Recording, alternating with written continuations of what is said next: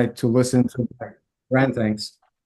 Uh, During tonight's lecture, we are going to talk about two special items that I'm going to show you up front, so we don't have to break up the presentation. And one of them is a color card, which is called the color checker. And it is this item here.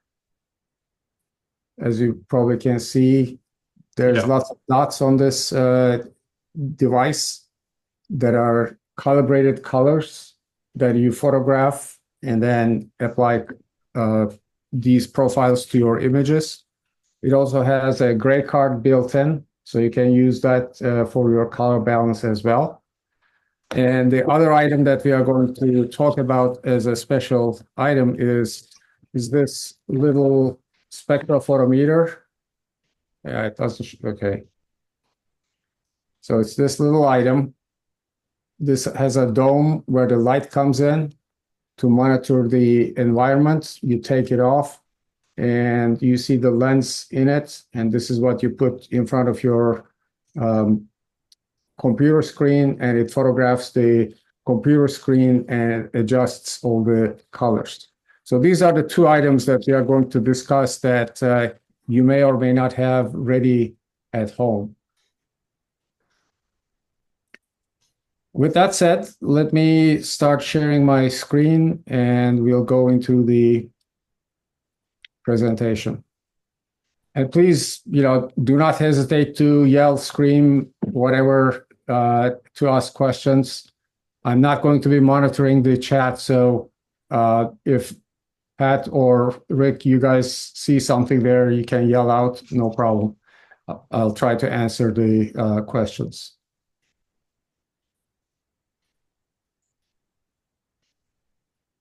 Everybody can see it? Yes. Yes. All right, good.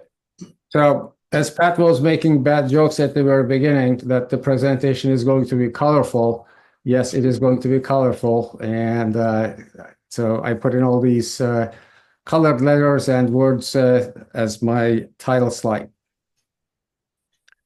So the goal tonight is to figure out how we are going to represent the source material either in print and or on the screen as true to nature, nature being its original state as possible. That is really our goal.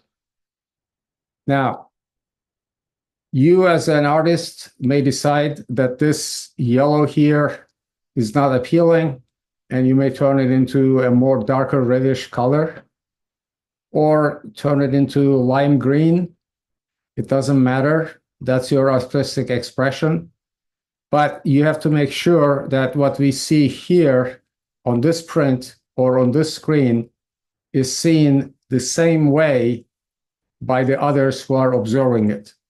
I can guarantee you that none of you are seeing the colors exactly the same way as I'm seeing on my monitor, because we have different calibrations, different monitors, and they don't really all speak the same language. We are going to talk about tonight to make sure that whatever we want to present is seen by others the same way we are seeing. It doesn't matter if it is original source or the art you have created. Photography always goes, especially the digital one, always goes by numbers. Who can tell me what these numbers represent? Rick? Bueller? Patrick? That is Pat, not Olmsted. I don't know, Umit. The 128, I think it was color, but I don't know. Well, that's a good guess. Karen?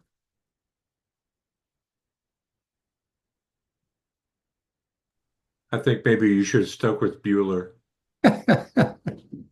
Okay. Well, what these are I have no clue. Okay, well, what these are representations of color in different manner or in different languages, if you will. If you are talking about RGB color, like the ones we use on our cameras, R128, G128, that is green, and blue 128. And if you are talking about printing on the far right side, that is cyan 51, magenta 43, yellow 43, 43, and black 7. And then the one in the middle is the hexadecimal representation. And all of these numbers represent the same exact color. These are not different colors. They all represent the same exact color. Anybody who would like to guess what color it is? White. Gray. Pat, you got it. Gray. It is the 50% gray, which is the background on the slide. So the gray that you see on your screen can be represented as RGB 128, 128, 128, or if it is printed, it is 51, 43, 43, 7. So there has to be some way of conveying this color information from one to the other computer. Specifically, as you are taking the image, you are capturing it as in RGB. You are most likely editing it in RGB on your laptop or on your display. And then you are watching it on your cell phone, tablet, or display. Again, that is in RGB. But then when it comes to time to print it and submit it to our competition, you are talking now in CMYK and not in RGB. But all of these have to be talking to each other and be translated, these computers, so that the color is represented correctly from one end to the other. And this task is a little bit more complicated by the fact that when you are capturing RGB or displaying RGB, you are using emitted light. Emitted light is additive, and if you put green, red, and blue together, you end up with white. When you are printing, you are doing CMYK. If you put yellow, magenta, and blue together, and you end up in black. So you really have to do some heavy-duty translation in order to have what you see or capture in your camera comes out the same on your printer. That is another way of saying is that what you see is what you get does not exist until you do calibration of your devices.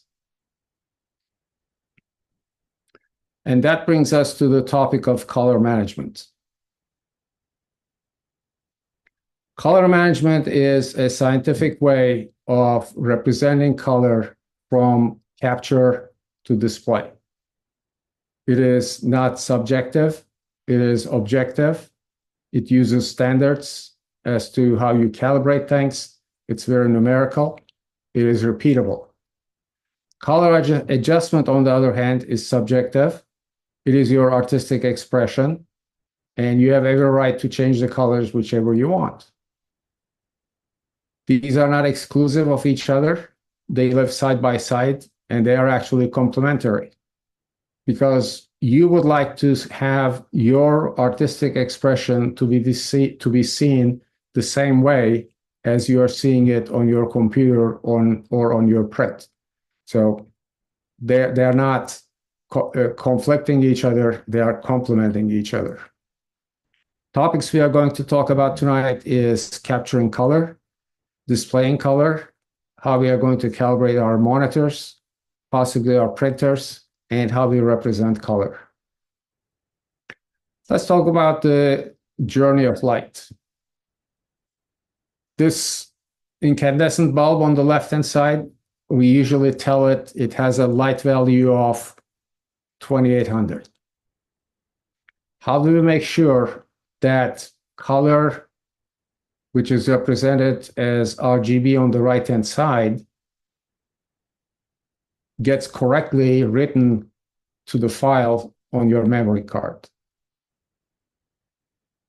That light goes through an atmosphere and may be modified. And the atmosphere may be the air that you are photographing a mountain from a mile away, or it might be the reflections of your walls when you are working in your studio. You have the UV or polarizing filter in front of it. The light has to go through that and gets affected. Then you have the coating of your lens, the different types of glass in your lens, the different elements you have. Then you have the infrared cutoff filter.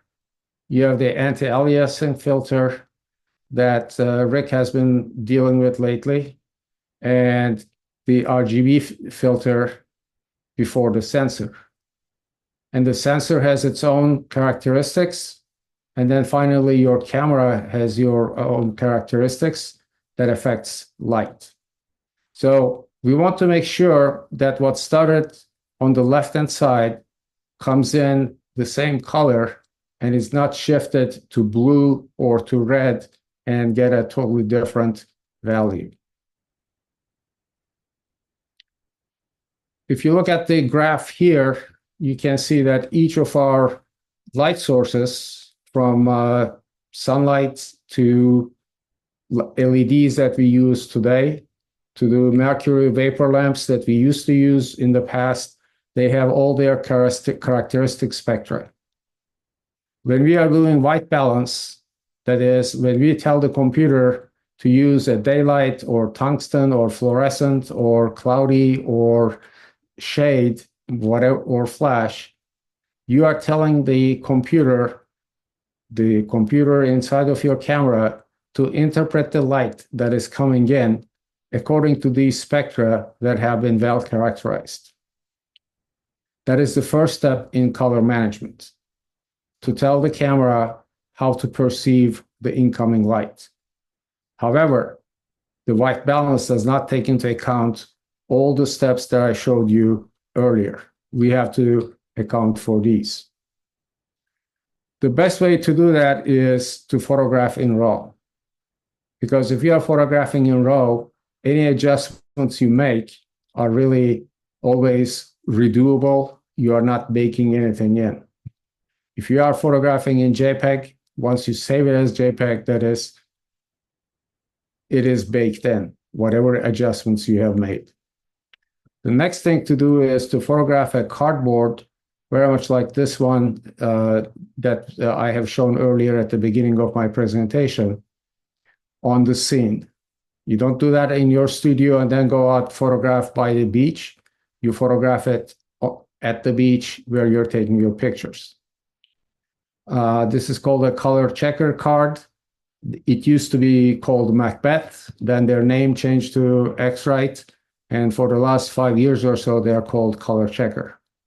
These color cards are somewhere between $75 and $120 in cost, depending on the size. There's also one that costs about $7,200. That's the size of a room, but there are different cards available. This is a disposable item. The colors do change with time and with exposure to sunlight or your flashlight.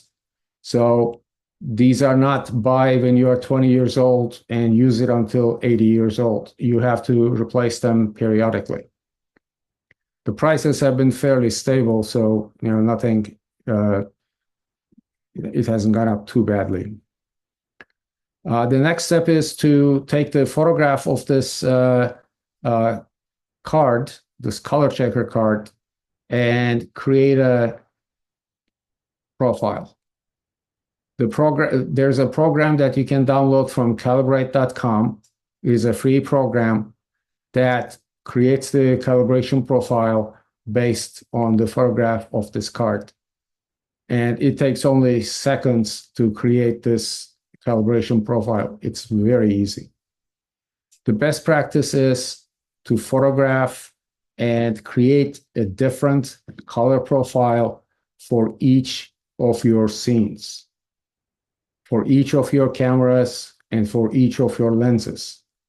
Because even if you are photographing with the same settings in your studio, when you change from a lens to a different lens, you may and most likely will see a color difference. Once you have created this color profile, you are going to use it in Lightroom, Adobe Camera Raw, or any other profile that you will be, or a program that you will be using. How do you install the color checker? You download it, you install it as a plugin in Lightroom.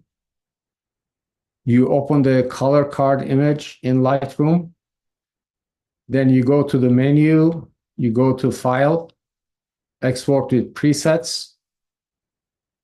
Then you go to, and then you select Color Checker Camera Calibration as your export.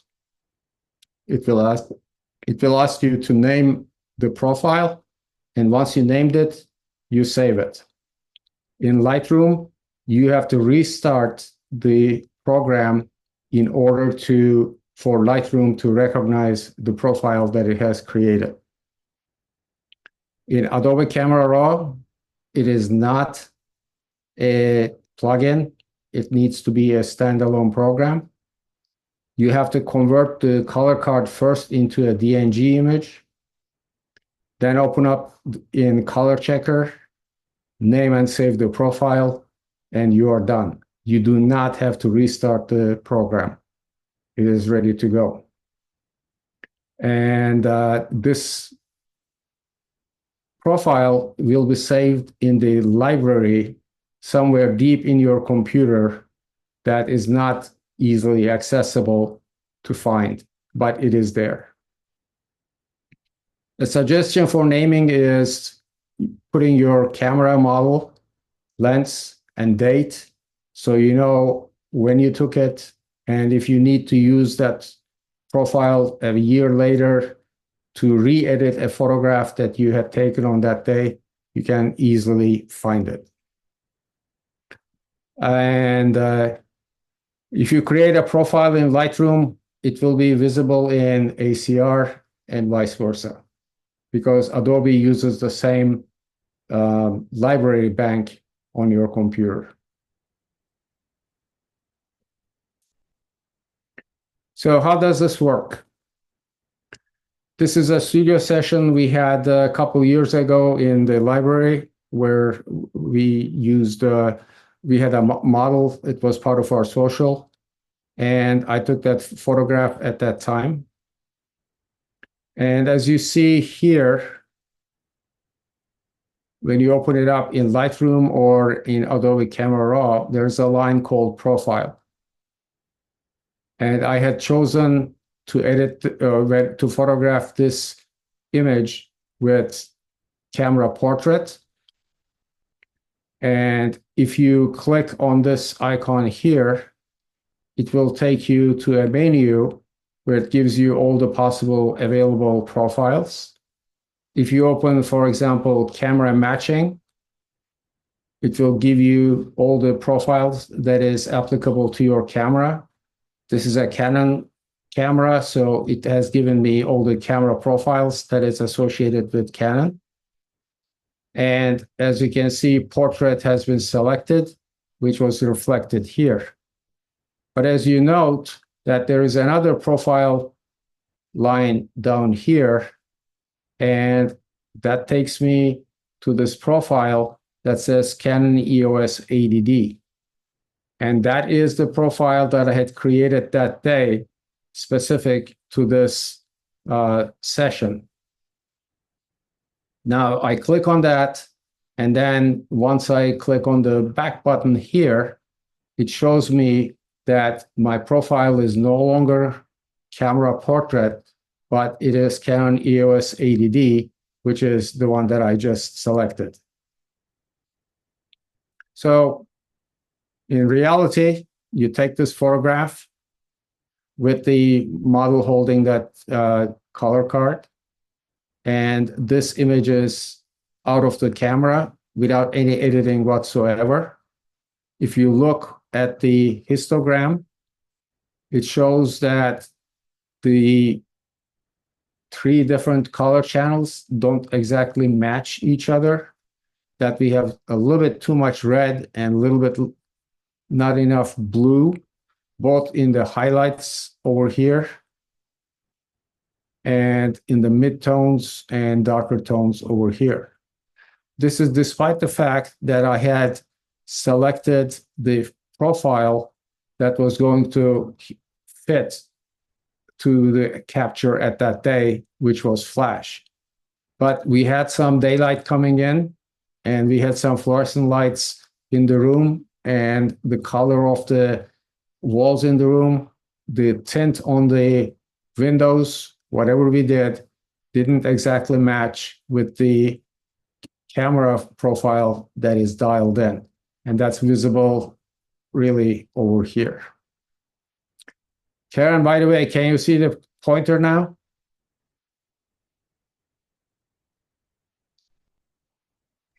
I was going to tell you I appreciate the much larger pointer.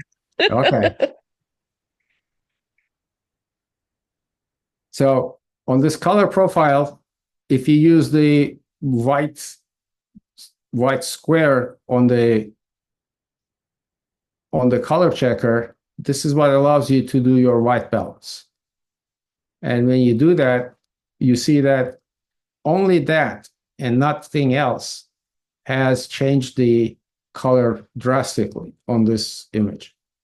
As the next step, you apply the profile, and you can notice that it affected the blues and a little bit of her skin tone in going from white balance to the color profile. And then finally, I added some auto exposure using the auto button on the program and ended up with this photograph. And if I bring up the histogram, and as you compare it to the one on the left, you can see that the color is much more balanced compared to this one over here, both in the highlights over here and in the midtones and in the shadows. So we took that photograph, we applied it to the picture itself. We have seen the results. How do we apply it to other photographs? That is very easy. You bring in your your photograph in your editing program. You do your white balance, whichever you like. And you can see here that the background is mostly that has been affected. The blues are much brighter here than compared to this section over here. It is just adjustment of the white balance.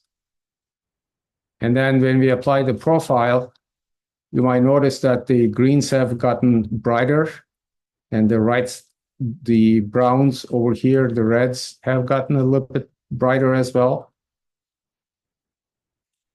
And once I apply the auto exposure, the whole image looks a lot brighter without too much changing the color. But you have to be careful when you do auto on Lightroom or Adobe Camera Raw.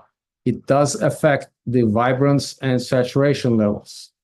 So the result may be pleasing to you. If it is, that is fine. But you may also want to bring them back to 0 in order to see the true colors without affecting the light itself. I was not happy with what I had, so I went in and darkened the background, and I darkened the greens. You can see how bright it was here. It is much more subdued over here. So this was my final product for this session.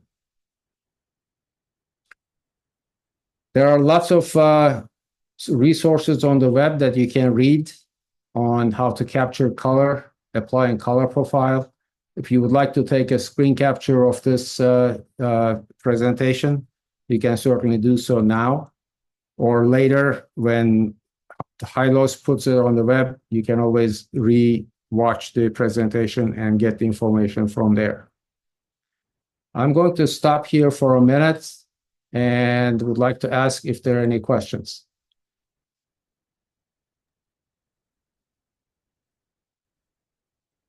I've got no questions, but I am impressed with the whole thing.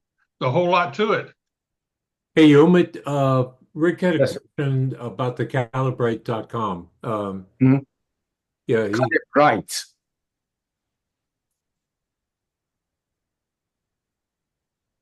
I can't hear you right.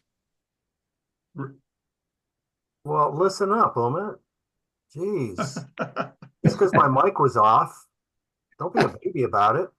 Now, what I was saying was I accidentally typed in calibrate.com, and I'm suggesting you don't do that. Calibrate is the right one. Thank you, Anand, for setting me straight. That's all. okay. Every one of you is trying it right now, aren't you? Don't do it. I'm telling you. Yeah, yeah. But you take a great picture of my colon. You did good. Umit, Hey, this Umit, just to confirm on the color checker, Yeah. if you take a picture with the camera and the lens and it's in different lighting situations, for example, studio and natural light, would you create one for each of them? Absolutely. Okay. Because the colors on the color checker are going to be rendered differently under each different color profile. So, these are fairly small files. They're not going to take up much space in your, in your computer. You just need to make sure that you have the right calibration. So don't take something in, bright daylight and then come inside your studio and have tungsten lights, your subject lighting up and hope that is going to be correct. No, it ain't going to be right. It's better not to do it than do it the wrong way.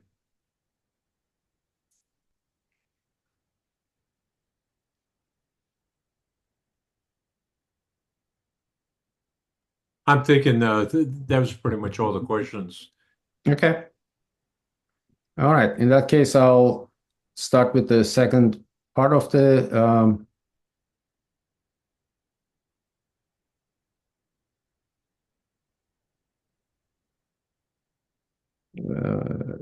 okay, that's not wanting to do it.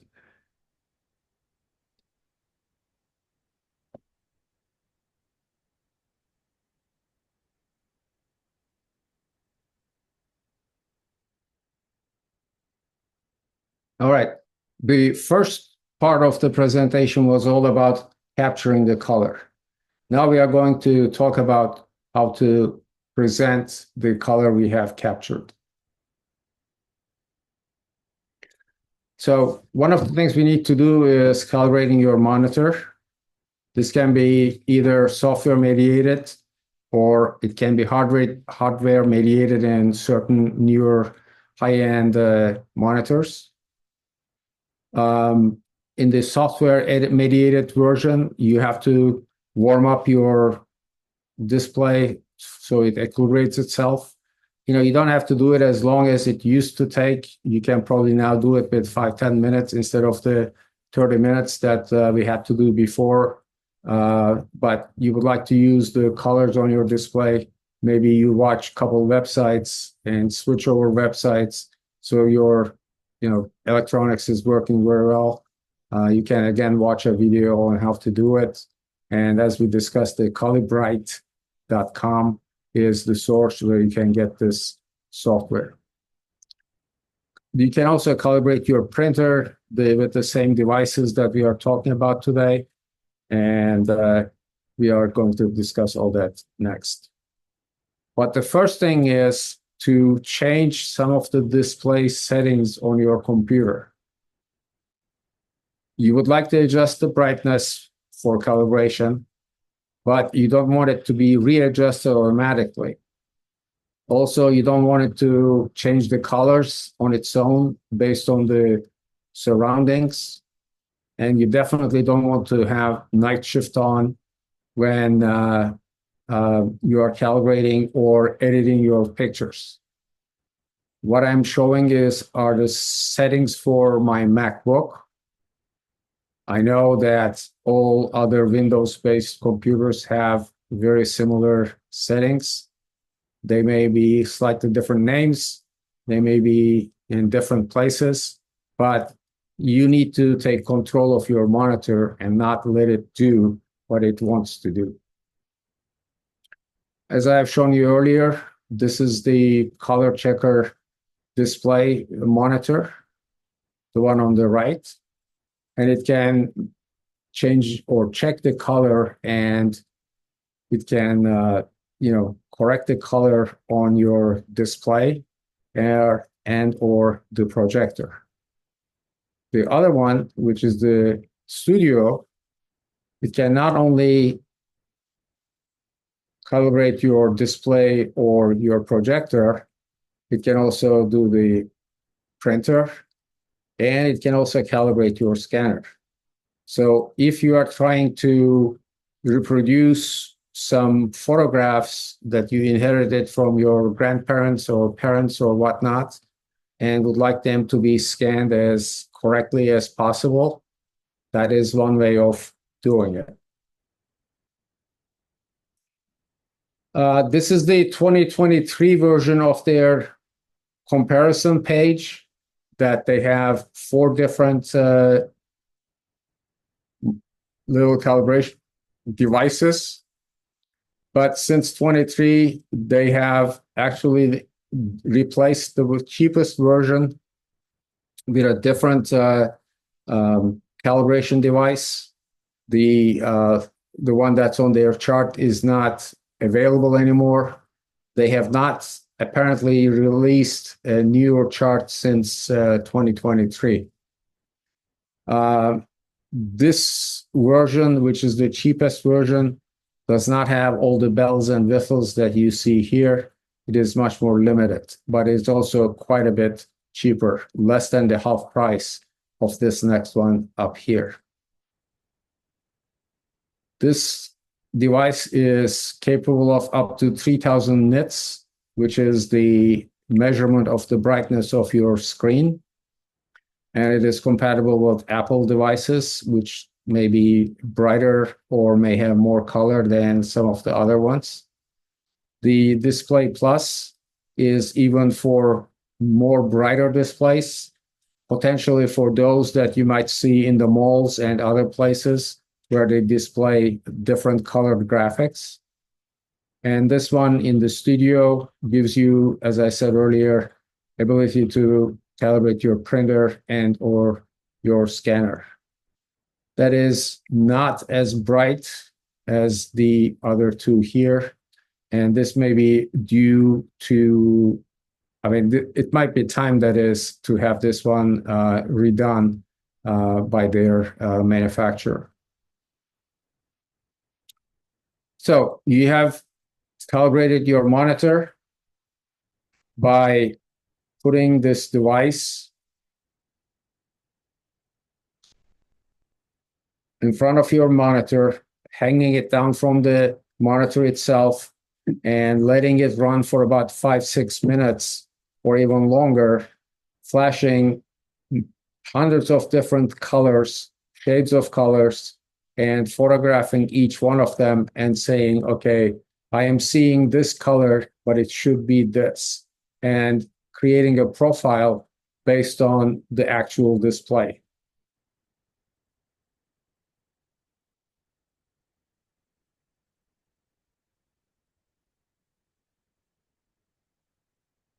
So your calibration for the monitor is done.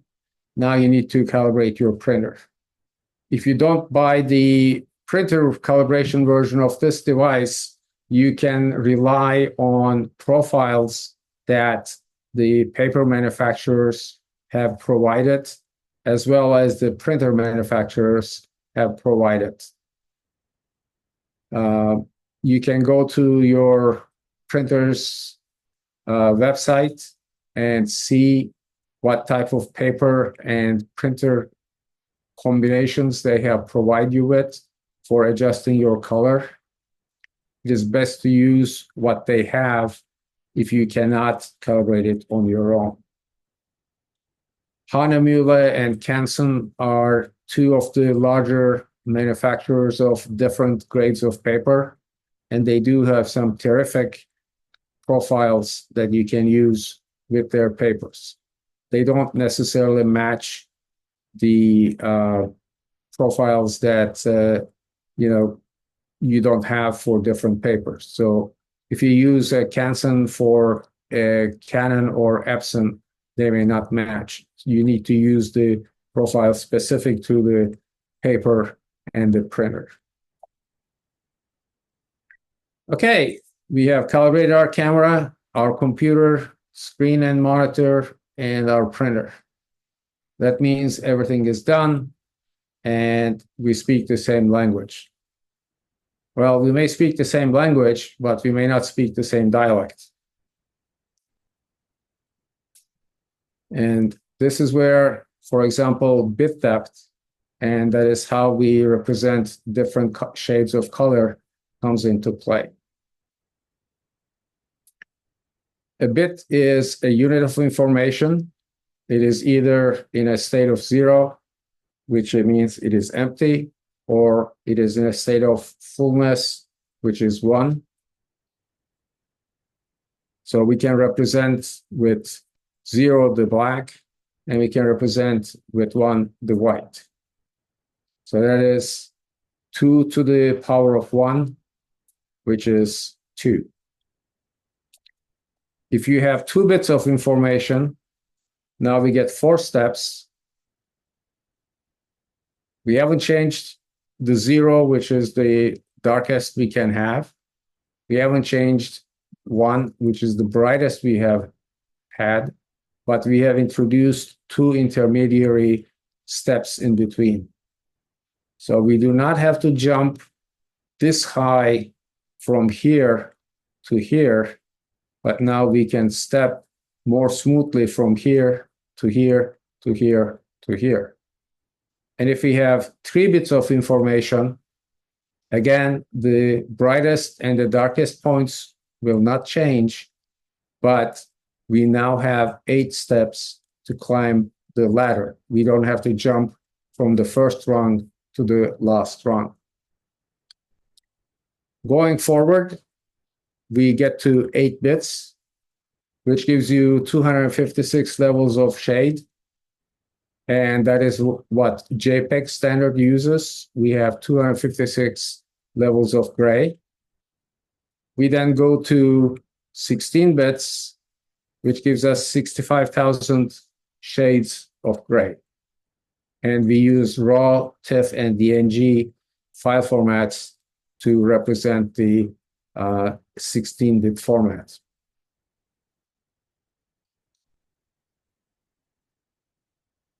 Well, if we have a color image and not a monochrome image, we have to go from a single channel, which is gray, or brightness, to 3 channels, which is red, blue, and green. That means the 8 bits of depth have to be multiplied to the power of 3 in order to get 256 to the power of 3, which represents 16 million colors. And if we are in the 16-bit information, then we can represent 4.3 billion different colors. But the question is whether or not you can show 4.3 billion shades of color on your monitor. Remember that what I'm showing here in terms of 16-bit, 8-bit, and whatnot is the mathematical possibility of how to represent the color and how many steps you have to go from absolute darkness to absolute brightness. So you have 256 steps here, and you have 16,000 steps here to go from bright dark to beautiful bright white. The answer to that question is no, there's no way you're going to be able to represent 4 billion colors at this time. I did this slide this morning, went to our favorite supply house, the B&H, and looked at some monitors that are really the same in terms of their technology. They are all IPS, that is in-plane switching platforms. They have the same ratio in terms of their representation, same resolution, same refresh rate. This is not a gaming monitor where it refreshes at 120 or 240 hertz, but this is our photographic monitors. And their viewing angles, which is also very important in how you view an image, is the same. So we are really talking about monitors that have very similar characteristics, but they range in price from about $400 without the discount to $4,000 or $3,300. And what are we getting for that price differential? And can we really see anything different? Well, one of the things that's different is that the more expensive or the most expensive one is slightly brighter than the other monitors. Interestingly, you can see with this monitor, when it is in the standard dynamic range, it is dimmer than when it is in the high dynamic range mode. This monitor here has no support for HDR. These two support the HDR10 standard, which is for streaming and photographic representation. And these two also support hybrid log gamma, which is something that the film industry uses or the TV industry uses. This monitor here is extremely contrasty. These are not high in contrast as this one itself. And this can be quite of an importance, which how you see your images and how others may see your images. If you have a smooth monitor and make all your edits on your really nice monitor, and somebody with a crappy monitor or old monitor actually looks at your images, they may not see what you are seeing, number one, or they may see things that you didn't see.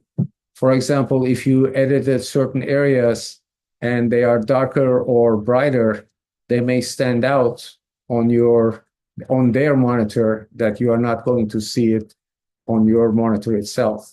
And this happened to me personally when one of my clients said, "Hey, I can see all the edits you made." I'm talking about, "What are you saying to me? You can see what I did." He said, "Oh yeah, I can see it." And it was true. He could see it because he had a monitor that was very different than mine, and all the edits were showing up. The most expensive monitor here, for whatever reason, is less responsive than the others. The 4 monitors on the left-hand side are, responding in 5 milliseconds. That is 200 of a second. And this one is approximately 80th of a second in terms of response time, which is not too different, not too big. But what is important for us as photographers is how many colors these can represent. Well, this says they can only represent 1.07 billion colors. What this equates to is that these monitors are roughly the equivalent of 10 bits, not 16 bits that you can create electronically, but only 1 billion colors that can be represented in real life. And how they achieve them is they either have true 10-bit representation, or they use 8-bit information, and then they change the color that is being displayed to different shades during the display time in a very, very quick time frame. So you may see a blue that is darker and brighter, but the average comes out to be a different value. That's how they are achieving the color change in these three monitors. Also very important for us is how much of the color we can see. sRGB, this monitor says it can do 100% of it, but only 98% of the display P3 standard. This one tells us it is going to be able to do 95%. And this one again says it's going to do 99%. And this brings us to the next subject of color space or color gamut. How do we represent color? So this horseshoe-shaped representation graph here is what the human eye can see. And all the triangles in between and the squiggly line here are the different colors, different media can represent or are standardized by. This is a similar version, an updated version of some of these standards.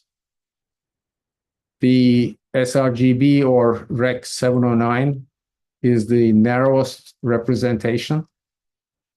The display P3 is a little bit wider, and it is closer to the Adobe RGB representation. The Rec 2020 standard, which is one of the newer standards, is much, much wider, but none of them is as wide as the ProPhoto RGB color space that we can have. And you can see here that none of them can see green or represent green as much as the human eye can see. You see all this segment is outside of their representation area, even if they can represent more the ultraviolet light, which we cannot see anyway.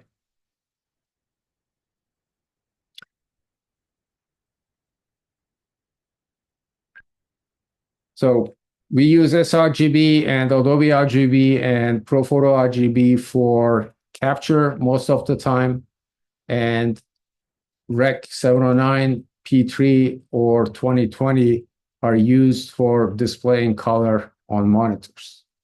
As already discussed, the sRGB or Rec 09 is the narrowest of them, and ProPhoto and Rec 2020 are the largest of them.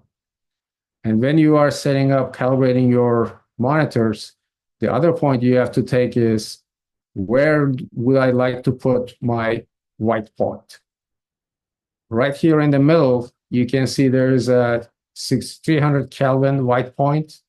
There's a 6500 degree Kelvin white point. And somewhere down here is a 9200 Kelvin white point. The 6500 is the most uniformly used or mostly used standard, and you should calibrate your monitor roughly to that value or the 2300 value. But most probably you should be doing 6500. As I said at the very beginning, RGB and CMYK differ significantly in color representation. So unfortunately, RGB and CMYK do not represent colors exactly the same way. There's always going to be some difference. And we have to translate the color from one side to the other side, which is rendering.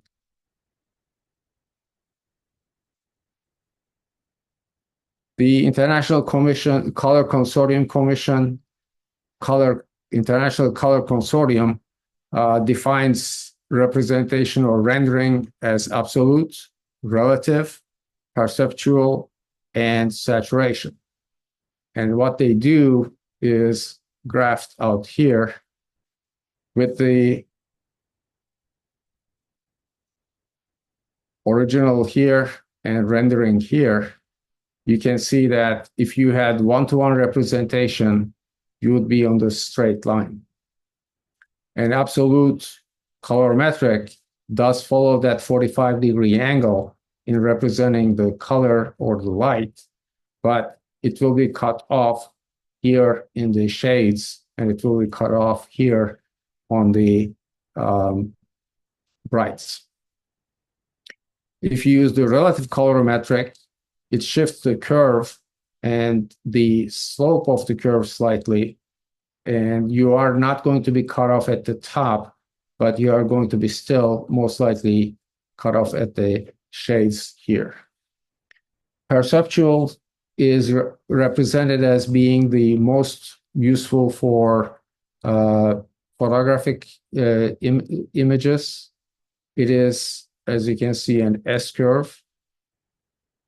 And what Adobe has done is introduce a term called black point compensation, which remaps the entire photograph, and it is said that it is lossless and it retains shadow, although it loses some contrast. And you are going to see that on the next slide. Or not on the here. You can see that this is the actual profile. The greens are very bright, but as soon as you do render it absolute or perceptual or saturation, none of them do the same representation as you have here on the actual image. They all have some different shades of green, and they may have some different shades of blue in this region. When you are trying to print, the printer displays you, or the software displays you an interface where you have to tell it who is controlling the colors, whether it is Photoshop or it is the printer itself. Then you have to tell it what paper you are using, what intent you have in rendering it, and whether or not you are going to use black point compensation. This is the interface for Photoshop, not ACR, but for Photoshop. And under the photograph here, it also gives you 3 different options on how to view the image. You can turn and off these 3 settings for it to match the print colors, to show you the paper white, and show you what colors are going to be affected. This is very similar on the Lightroom. You have to be here in the print mode, or print module, I'm sorry. And then you have to tell it what your intent is, what your paper is, and whether it should be relative or not. So both of these controls do exist on both platforms.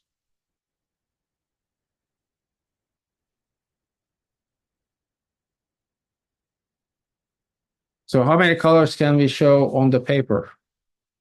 Again, let's look at actual. When we say it should do the print matching, you see how the colors have shifted significantly in the greens and in the blues. If you tell it to show the paper white, then you see that the brightness of this section here has changed quite a bit. And also this gray over here. And this will depend on which paper you are using, as we will discuss in a few minutes. And then if you turn on the gamut warning, it grays out all the colors that are not going to be seen as you like, but it will be seen differently. Sadly, that's a lot of the greens and a significant amount of the blues that will be affected. Again, this is the original here. This is the matching of the color representation. And this is how your paper will affect it. And this is all the colors that are going to be affected compared to what you see on the screen. On the real life, this was my edit on the final before printing. If I render it with absolute settings, you see it gets duller. I'm losing a lot of blacks here. You know, this black leather pant is not really as dark as it is over here. I have lost some greens. Relative is also similar. The black point compensation has not done much to it. Perceptual with or without black point compensation is not also terribly pleasing, but that's all we can do. If you look at only the black point compensated ones, when we compare them to the original, we can see that they really do not represent what we have on the screen.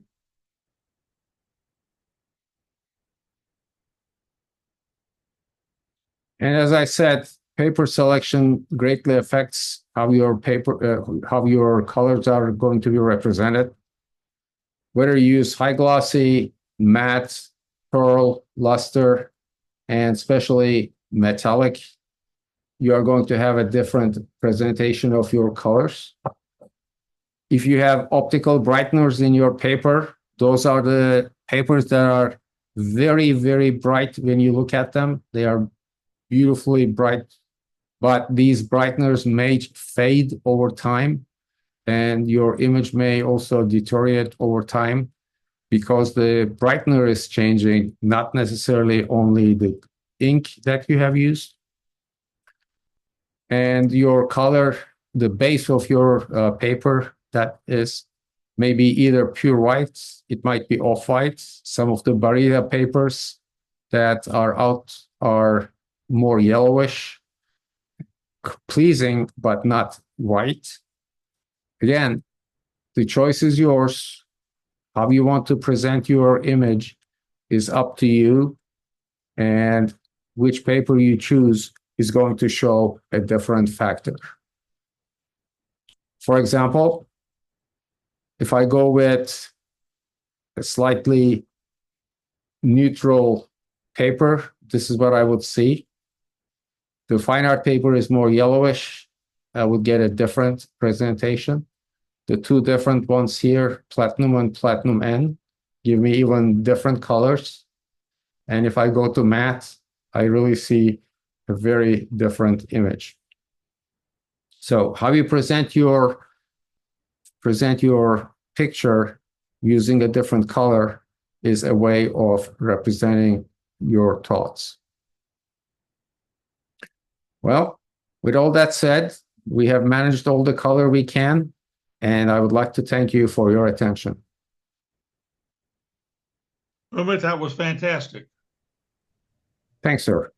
And it was, you need a doctorate in mathematics and engineering to know what's going on just about. Yep. I bet Mr. Anand's got it all figured out, though. Oh, I'm sure he does. I know he's saying something, but nobody can hear him. But no, that was really good. I'm gonna go ahead and turn the